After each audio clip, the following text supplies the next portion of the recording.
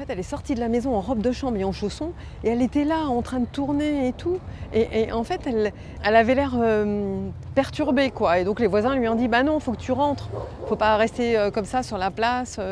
En plus, il faisait froid. Je m'appelle Isabelle Cluisan, je suis enquêtrice à la RPD depuis 2023. Donc à la RPD, assistance et recherche de personnes disparues. J'ai toujours eu une passion pour la généalogie. Mon père et mon grand-père et des oncles étaient dans la police, donc j'ai des notions voilà, de recherche.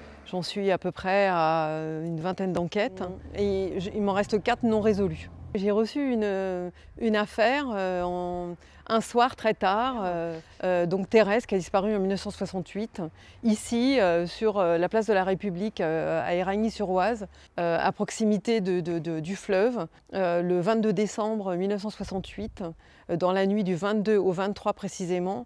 Donc Thérèse a disparu, s'est volatilisée. Sa fille Francine nous a mandatés pour qu'on reprenne les recherches et découvrir ce qui est devenu sa mère en fait. Alors les différentes étapes de la recherche sont effectivement du terrain d'abord, où on repère un petit peu les lieux de la disparition. On fait aussi des petites chronologies pour comprendre un petit peu le contexte de la disparition. Ensuite, on fait des recherches effectivement aux INT, sur les réseaux sociaux, auprès de l'état civil, toutes les informations qu'on peut trouver sur Internet en termes d'empreintes numériques en fait. Ça date de 1968, 57 ans, donc ça fait très long. Thérèse aurait aujourd'hui 94 ans, donc c'est un peu complexe, mais on essaye au moins de faire une traçabilité administrative. On essaye de retrouver l'avis de disparition effectué à l'époque. Par ailleurs, on essaie de se rapprocher de la gendarmerie pour éventuellement voir si ça ne correspondrait pas avec un décès sous X. Mais bon, jusque-là, on n'a aucune réponse.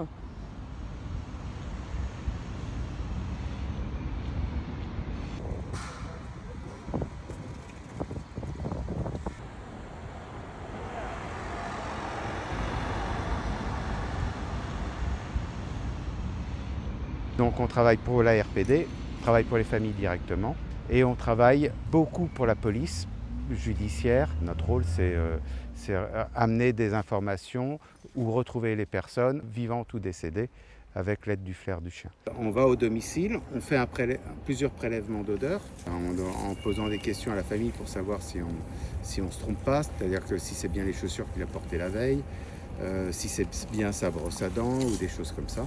Une fois que c'est fait, on se met au départ et on fait ce que vous avez vu tout à l'heure, un check.